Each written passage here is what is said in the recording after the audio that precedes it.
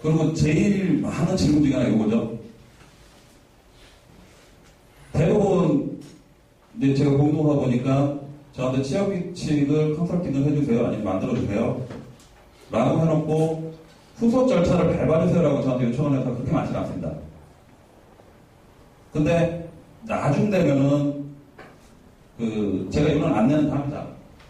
개별적으로 동의받지 마세요.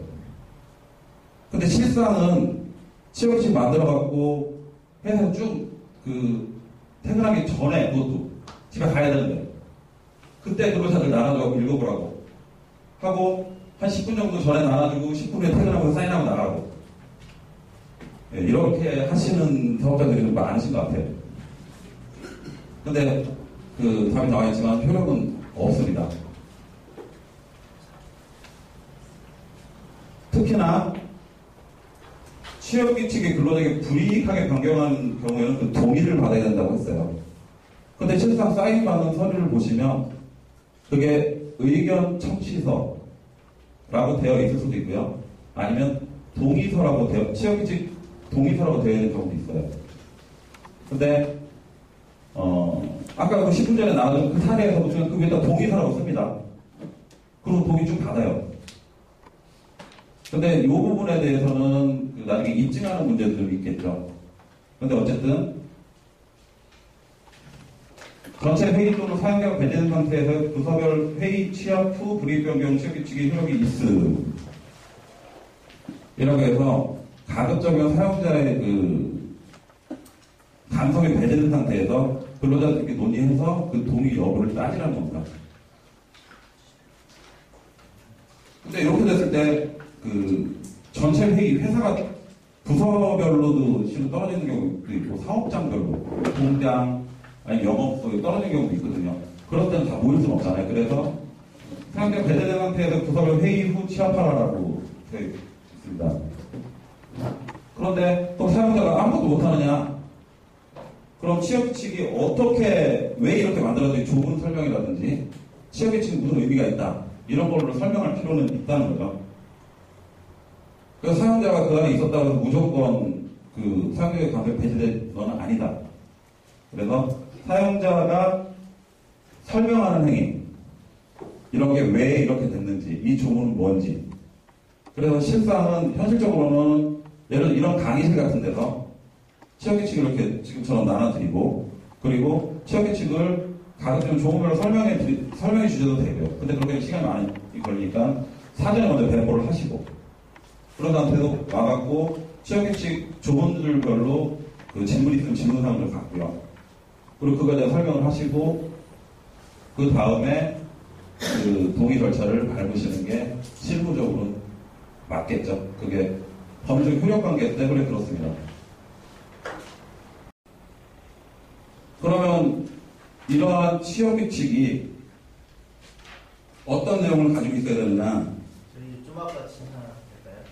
예, 강의 중간중간 질문을 하시면 제가 강의 흐름이 끊기기 때문에 안 받을 수도 있지만 그렇지만 제가 서두에 말씀드린 대로 이번 강의는 강의라기보다는 실제로 좀 필요하신 것들을 얻어가시는 자리입니다. 예, 강의 질문하시죠. 회사의 대표는 노동근로자 가봤을 때 노동자가 있을 경우에요.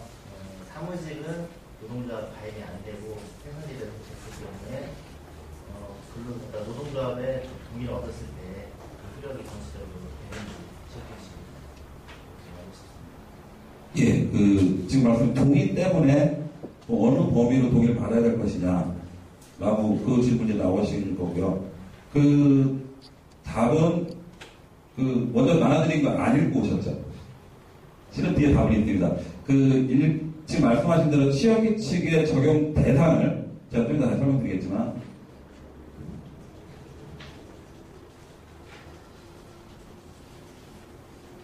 여기 보면 이제 대상이 나옵니다.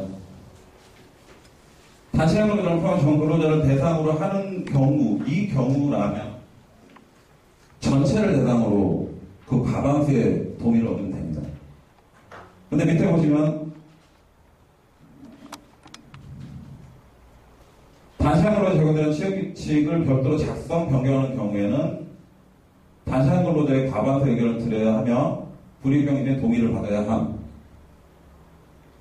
이건 노동부의 지금 심사 요령이에요. 이렇게 하면 된다는 얘기죠. 그래서 사무직하고 생산직하고 취업직이 별도로 작성이 되어 있다면, 그러면 사무직 이제 사례에도 나오는데, 사원과 노무원이 이원화된 경우에 85%가 넘는 수를 차지하는 노무원이 완전히 동명하였다 하더라도 사원에 대한 부분은 효력이 없다. 이렇게 되어 있습니다. 노동자가 다수를 차지하고 있고, 하지만 취업이 별도로 작성이 되어 있는 분야라면 그분들에 대한 동의는 따로 받아야 됩니다. 근데 이게 지금 노동부의 심사 요령이죠. 노동부의 지침이죠. 근데 여기서 이제 주의하셔야 될 점이 이 부분이에요. 4급 이하 일반직 직원들은 누구나 상급, 그러니까 여기는 지금 4급 이하랑 3급 이상을 채취를 따로 만들어 놨습니다. 그래갖고 한쪽에 취업직 불이익 변경을 하는데 다수인 다른 쪽, 즉 이쪽이 다수겠죠? 아니, 저기 4급 이하. 이때 시간이 좀 많겠죠? 윗사람들보다. 그럼 밑에서 다 동의를 받아버리면 어떻게 되느냐? 이것도 분리되어 있습니다.